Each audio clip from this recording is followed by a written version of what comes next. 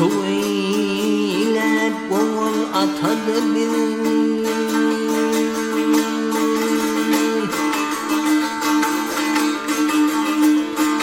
bar aşklıca söyle bol atadı bir surat edin can verdin sonra yine de bir hoş vakti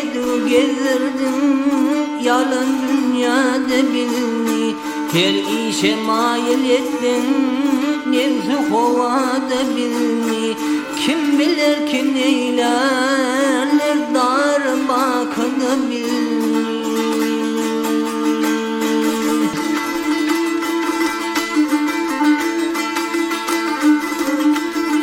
aşık olup gidersen köpüle güle budim alap çekip yatarsan yerin astına bidim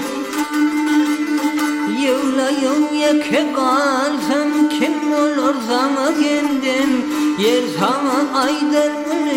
yeşilde kapaladım boyun olur hoş gelme yalan dünyada bir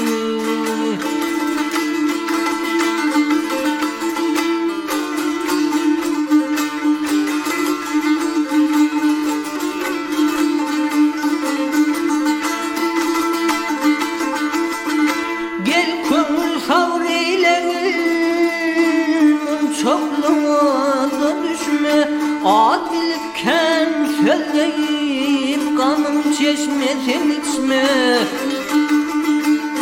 bir tabunu dökörmen göl yaşım çeşme çeşme ya yaman işeme ya bir var karışma günahım güneş değilim yetim murada bir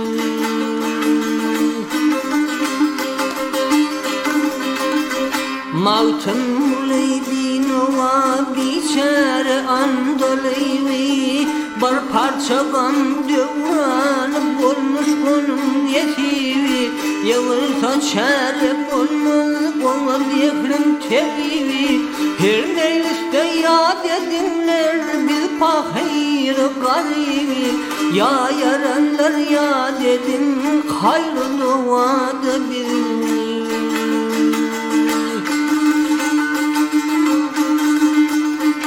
ya yarınlar yad edin, ya yarınlar şad edin hayrı doğada birini günahım güneş değilim yeter murada birini hem o dünya hem bu dünya boynu uyada bir